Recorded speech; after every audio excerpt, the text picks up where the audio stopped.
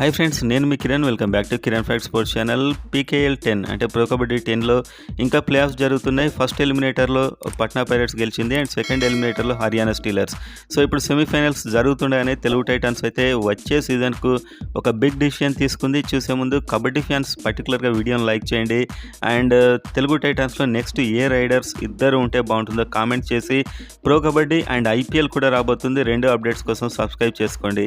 And ఇప్పుడు మనకైతే first semi-final మనకు Puneri Paltan versus Patna pirates and second semi-final Jaipur pink Panthers versus Haryana Steelers జరగబోతుంది. అండ్ తెలుగు టైటన్స్ ఇప్పుడే ఒక హెడ్ కోచ్ని మార్చేసింది. శ్రీనివాస్ రెడ్డి గారిని తీసేసి కిషన్ కుమార్ హూడా ఒక ద్రోణాచార్య అవార్డు కోచ్ ఇతడు అండ్ చాలా experienced and raider Naveen express అతడికి గురువుగా కూడా ఇతడు ఉన్నాడు. సో మొత్తానికైతే ఇతను హెడ్ కోచ్గా పెట్టారు అండ్ అసిస్టెంట్ కోచ్గా శ్రీనివాస్ రెడ్డి ఉండే ఛాన్సెస్ ఇప్పటికి కూడా ఉన్నాయి.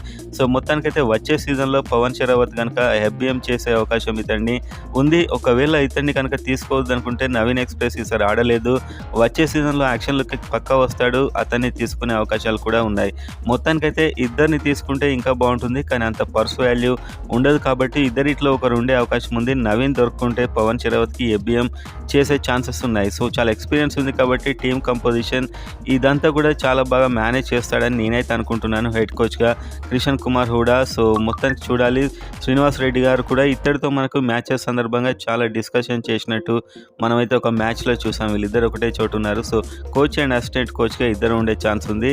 హెడ్ కోచ్ అయితే మాత్రం కిషన్ కుమార్ హూడా ఆల్రెడీ డిక్లేర్డ్. మన కొత్త ఛానల్ బాసాడాలో కూడా నేను నిన్న నైటే పెట్టాను, కానీ ఎక్కువ మంది అక్కడ చూడలేకపోయారు కొత్త ఛానల్ కాబట్టి, అందుకే ఇక్కడ కూడా చేస్తున్నాను.